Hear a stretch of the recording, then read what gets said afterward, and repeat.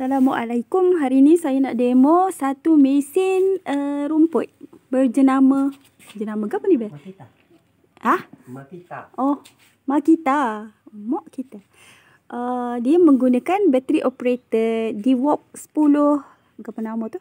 21 lithium battery, 21 volt 10 Ah. Dia handheld.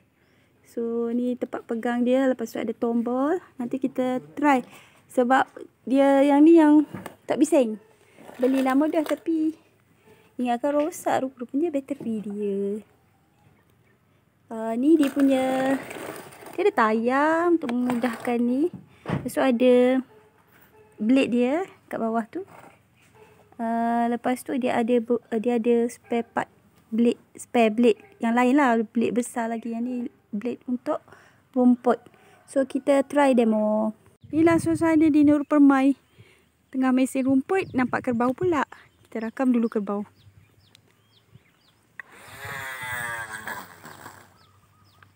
Banyak ni. Ni kalau buat buffalo milk, buffalo cheese milk. Sedap ni. Assalamualaikum daripada Nur Permai. Hari ni saya akan demo mesin rumput baru berjenama Makita. So this is ni, dia punya rupa dia macam ni dan dia sangat ringan, dalam 0.5 kilogram je berat dia rasanya, ataupun 1 kilo, even lighter. So macam mana nak on, dia ada satu tombol dekat sini dan ada satu button kecil sebelah sini. So kita on tombol pemegang macam ni, tekan, dan on button untuk hidup. So kita buat sekali lagi.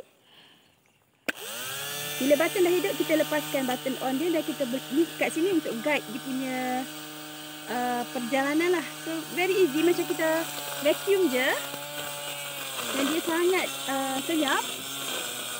So kita teruskanlah kerja mesin. Dia ada spare part mata yang besar jugalah untuk pokok-pokok besar. So yang ni untuk rumput je. So itulah cara dia. Sekian. So alhamdulillah, actually one of my wish list adalah untuk mesin rumput. Tapi saya takut mesin yang galas tu sebab dia bising.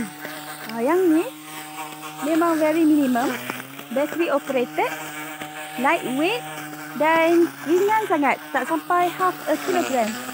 So hilang cerita nak resting tangan, saya mesin je lah. Sebab sini banyak kemucuk, sangat distressing. Okay, that's all nak demo. Saya sangat recommend untuk orang-orang yang penakut dengan bunyi kuat macam saya. So kita teruskanlah sampai habis.